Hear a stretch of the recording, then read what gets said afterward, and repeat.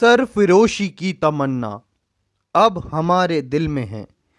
देखना है जोर कितना बाजुए कातिल में है। ये शेर शहीद भगत सिंह के साहस, आत्मविश्वास और अपने विचारों के प्रति अडिग निष्ठा को व्यक्त करता है।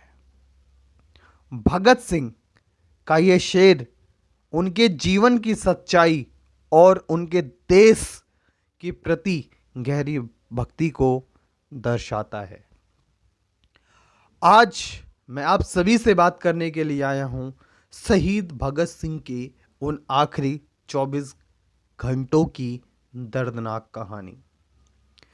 शहीद भगत सिंह का अंतिम समय भारतीय स्वतंत्रता संग्राम का एक अत्यंत दर्दनाक और प्रेरणादायक अध्याय है।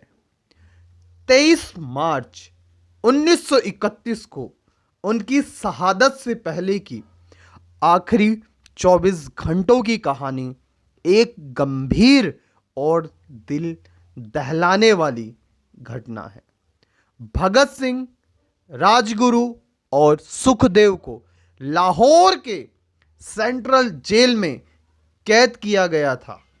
इनकी फांसी का आदेश 23 मार्च 1931 को सुनाया गया था।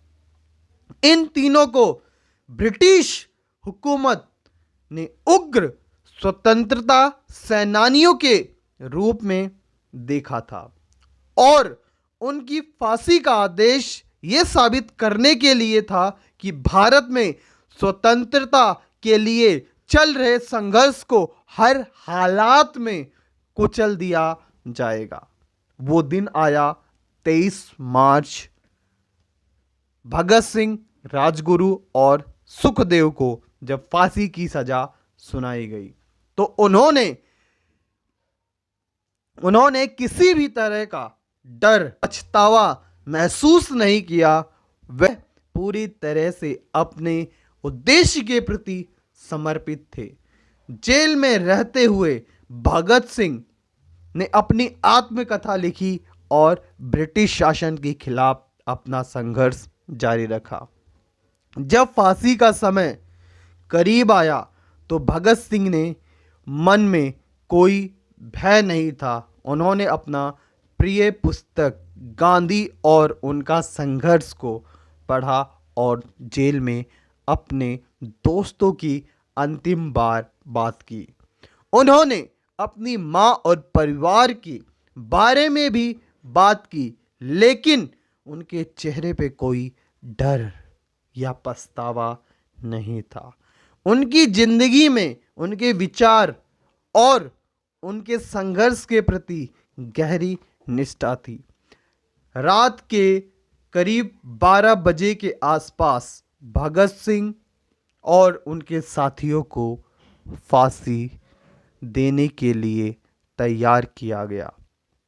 जेल के अधिकारियों ने उन्हें फांसी के तख्ते पर पहुंचाया और वहां उनका शरीर झूलने के बाद भी उनकी शहादत को याद कर रहा था। उनकी शहादत से पूरे भारतवर्ष में क्या प्रभाव पड़ा उसके ऊपर बात करते हैं। भगत सिंह की शहादत ने देश भर में एक क्रांति की लहर दौड़ा दी। उनके बलिदान ने भारतीय स्वतंत्रता संग्राम को और भी प्रबल कर दिया और भी अडिग कर दिया और लाखों भारतीयों ने ब्रिटिश शासन के खिलाफ एक आंदोलन चालू कर दिया। आज भी भगत सिंह को भारतीय स्वतंत्रता संग्राम में एक महान नायक के रूप में याद किया जाता है। उनकी शहादत के बाद भारतीय युवाओं के अंदर उनकी वीरता और उनके विचारों के प्रेरित होकर स्वतंत्रता संग्राम में और अधिक सक्रिय हुए